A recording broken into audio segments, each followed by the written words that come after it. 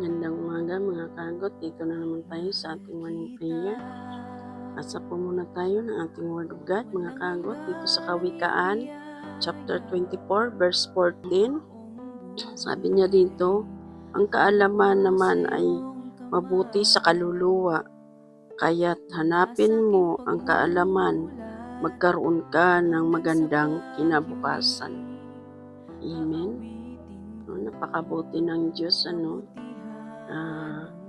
kaalaman pala ay mabuti, na magkaroon ka ng kaalaman na mula't galing sa Diyos dahil magdadala ito sa iyo sa magandang kinabukasan.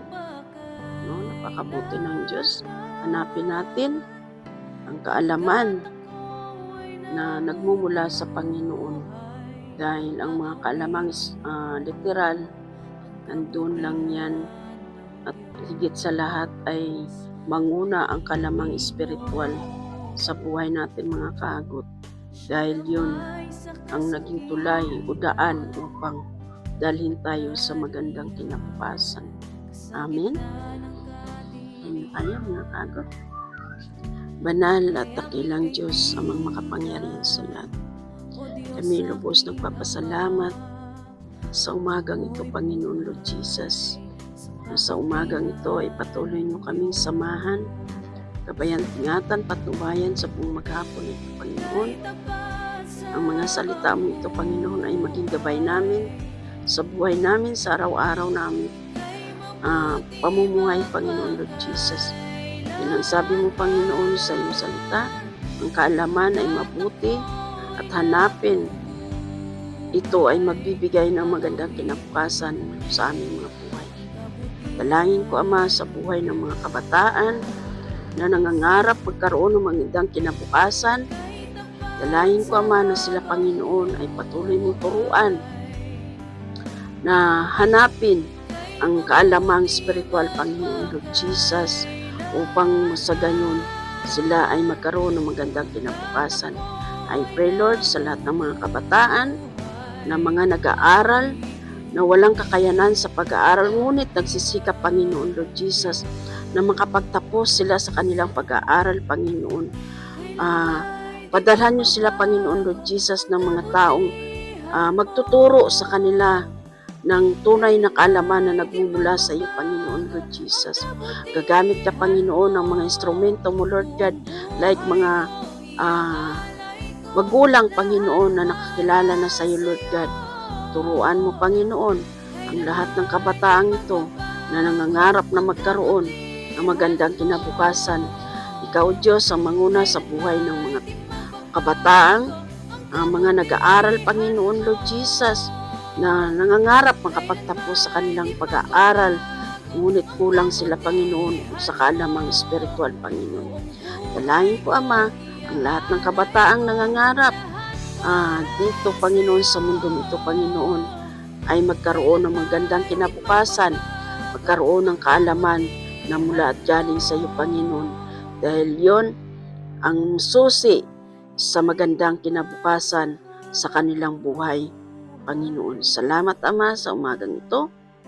Maging sa mga salita mong ito, Panginoon, patuloy mong binibigay ang mga revelation na tama at karapat-dapat. Patuloy mo, Lord God, palaganapin at hayuhin ang iyong mga amang lingkod, mga leader, Panginoon, upang sa paghayag na iyong mga salita sa mga kabataang hindi pa lubos nakakaunawa at nakakaintindi sa iyong mga salita, Panginoon.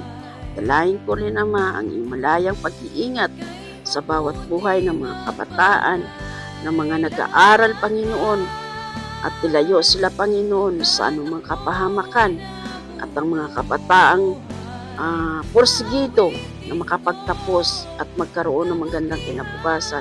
Patnubayan niyo sila, Panginoon. Samahan niyo sila, Panginoon, sa kanilang mga pangarap. Ikaw ang Diyos na mag-guide sa kanila, Panginoon. Dahil sa iyo namin sila, Panginoon, pinapaubaya at pinagkatiwala. Maging ang aming mga anak, Lord God, na nangangarap din na makapagtapos sa pag-aaral, magkaroon ng magandang buhay o pinapasan, patnubayan, ingatan niyo sila, Panginoon. sa lahat ng oras, minuto, segundo ng kanilang buhay. Patnubayan niyo sila, Lord, sa pag-alis ng tahanan at makabalik sila, Panginoon, ng ligtas sa kanilang mapagsamantalang tahanan, Panginoon. Thank you, Lord Jesus, sa biyaya tabag mo sa umagang ito na mayroong kalakasan, kalusugan ang bawat membro ng aming pamilya, Panginoon. Muli, Ama, maraming salamat sa biyaya mo na magandang panahon na ito, Panginoon. Thank you, Lord Jesus. Jesus' name. Amen.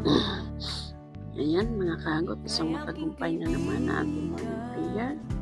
At dalahin ko na sa buhay ng inyong mga anak, mga kagot, kung kayo ay mayroong mga anak na nag-aaral, na nais makapagtapos sa kanilang pag-aaral, turuan natin sila, Panginoon. Ituro natin ang tunay na kaalaman at hanapin natin ang kaalaman na mula't galing lamang sa Panginoon. Ito ang mga salita ng Diyos, ang siyang magtuturo ng magandang kinabukasan sa inyong mga anak, mga kaagod. Salamat, mga kaagod. I love you with the love of the Lord. Bye!